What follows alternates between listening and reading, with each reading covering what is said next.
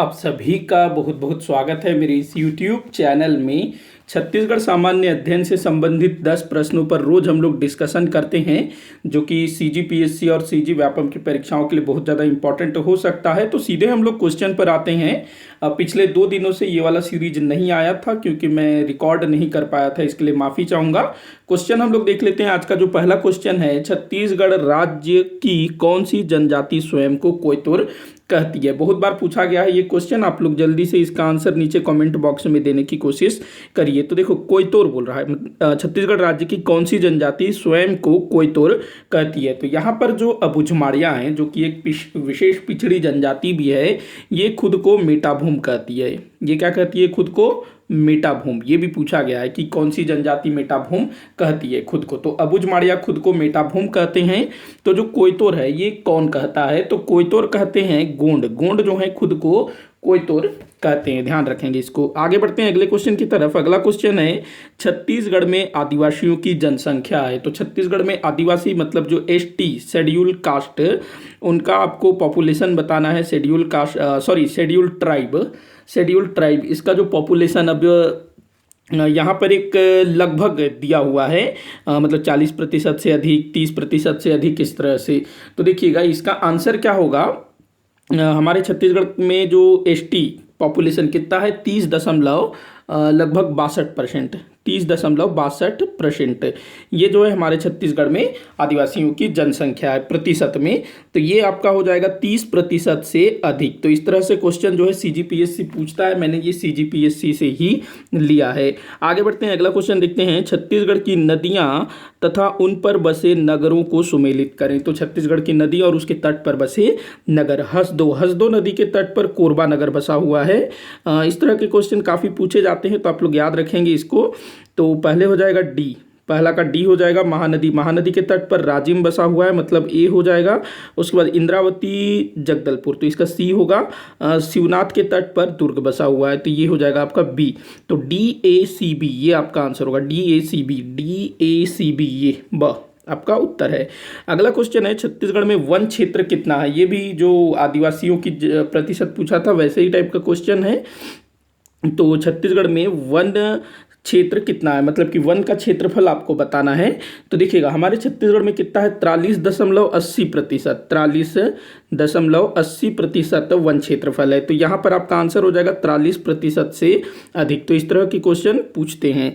अगला क्वेश्चन है, छत्तीसगढ़ का कौन सा नेशनल पार्क प्रोजेक्ट टाइगर के तहत आता है। तो हमारे छत्तीसगढ़ में ना अभी 4 जो है प्रोजेक्ट टाइगर बनाए गए हैं।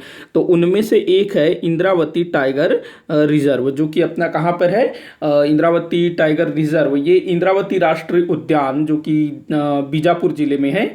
अब इसके अलावा आपको 3 और याद रखने हैं, जैसे कि अचानक मार, ये भी प्रोजेक्ट टाइगर के अंतर्गत आता है। सीता नदी और उदंती दोनों एक साथ, 2 अलग अलग अभ्यारण्य हैं लेकिन दोनों को मिला करके एक प्रोजेक्ट टाइगर बनाया गया है। चौथा नाम याद रखेंगे, गुरु घासीदास राष्ट्रीय उद्यान। तो ये सब जो है प्रोजेक्ट टाइगर के अंतर्गत आते हैं। अगला क्वेश्चन है, छत्तीसगढ़ राज्य कब अस्तित्व में आया। बड़ा ही आसान क्वेश्चन है, लेकिन कुछ जो नए छात्र हैं जो अभी शुरू कर रहे हैं उनको ये भी थोड़ा सा दिक्कत करता है। तो काफ़ी सारे बच्चे हैं जो कि इसमें भी गलतियाँ करते हैं। तो देखो क्या है, 1 नवंबर सन 2000। बच्चे जो है ये सन में कंफ्यूज होते हैं, पता नहीं क्यों। तो 1 नवंबर सन 2000 को हमारे छत्तीसगढ़ राज्य अस्तित्व में आया था। हाँ ठीक 1 नवंबर सन 2000। अगला देखते हैं, छत्तीसगढ़ के किस जिले में हीरे के भंडार पाए जाते हैं। तो देखो यहाँ पर हीरा जो है वो अलेक्जेंड्राइट वो मिलता है, जिसको कि गरीबों का हीरा बोला जाता है। ये कहाँ पाया जाता है? तो गरियाबंद में मिलता है। कहाँ? गरियाबंद, वो जो देवभोग तहसील है वहाँ पर। अगला क्वेश्चन है, किस राज्य को देश का धान का कटोरा कहा जाता है। ये भी बड़ा सिंपल क्वेश्चन है, पहले काफ़ी पूछा जाता था, लेकिन अभी भी ना आज के जो एग्जाम वगैरह होते हैं कभी कभी देखने को मिल जाता है। ये सरल क्वेश्चन के रूप में इस तरह के क्वेश्चन बनते हैं। तो हमारा जो छत्तीसगढ़ है ये धान का कटोरा कहलाता है। लेकिन यहाँ पर एक चीज ध्यान रखेंगे कि भले ही हमारा छत्तीसगढ़ धान का कटोरा कहलाता है, लेकिन यहाँ पर जो धान का उत्पादन है वो दूसरे राज्यों की तुलना में कम होता है। मतलब कि ऐसा नहीं है कि हमारा छत्तीसगढ़ धान का कटोरा है तो पूरे देश में सबसे ज़्यादा धान हमारे छत्तीसगढ़ में होता है, ऐसा नहीं है। दूसरे राज्यों में धान बहुत अधिक होता है, लेकिन हमारे छत्तीसगढ़ को धान का कटोरा क्यों कहा जाता है? तो देखिएगा, ये हमारा जो है छत्तीसगढ़ कुछ इस तरह का है। तो छत्तीसगढ़ के दक्षिण में क्या है? दंडकारण्य का पठार, जो कि ऊंचा भाग है, पहाड़ी भाग है। ये पूरा पहाड़ी भाग है। ऊपर में जो है पूर्वी बघेलखंड का पठार, दक्कन ट्रैप, ये भी जो है पहाड़ी भाग है। इस तरफ आप देखेंगे तो मैकल पर्वत श्रेणी, जो राजनांदगांव तरफ है मैकल पर्वत श्रेणी, और इस तरफ भी जो है कुछ छोटे मोटे पहाड़ियां हैं। तो ये जो बीच वाला जो भाग है, बीच वाला जो सेंटर वाला जो भाग है, वो मैदानी भाग है और वो एक तरह से कटोरा नुमा बन जाता है। कटोरा कैसे होता है? ऐसा होता है ना कटोरा, इस टाइप से। तो ये बीच में जो है थोड़ा सा मैदान गहरा, तो ये वाला जो भाग है वही है, और चारों तरफ जो है थोड़ा थोड़ा सा ऊंचे ऊंचे स्थान। तो इसी कारण से ये जो बीच वाला भाग है, इसी को बोला जाता है धान का कटोरा। पूरे छत्तीसगढ़ को नहीं बोला जाता है, सेंटर वाले भाग को बोला जाता है। इसको भी आप लोग ध्यान में रखिएगा। अगले क्वेश्चन को देखते हैं। छत्तीसगढ़ राज्य में लोकसभा के कितने निर्वाचित क्षेत्र है? तो हमारे छत्तीसगढ़ में लोकसभा के निर्वाचित क्षेत्र टोटल है 11।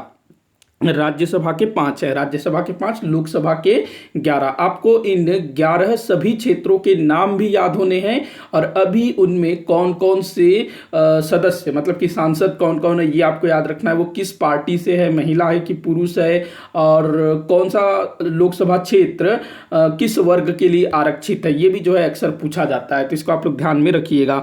अगले क्वेश्चन की तरफ चलते हैं, जो कि इस वीडियो का आखिरी क्वेश्चन होगा। देवदास बंजारे किस क्षेत्र से जुड़े हुए हैं? काफी बार पूछा गया है देवदास बंजारे के विषय में। तो ये पंथी नृत्य से जुड़े हुए हैं। पंथी नृत्य जो कि हमारे छत्तीसगढ़ के सतनामी बंधुओं द्वारा किया जाता है। इसी के साथ आज का ये वीडियो यहीं पर समाप्त होता है। आप मुझे कमेंट करके बताइएगा कि आपसे कितने क्वेश्चन सॉल्व हुए। किसी भी क्वेश्चन में कोई भी डाउट हो तो जरूर बताइएगा, ताकि मैं उसको सॉल्व कर सकूं। वीडियो को आखिर तक देखने के लिए बहुत बहुत धन्यवाद।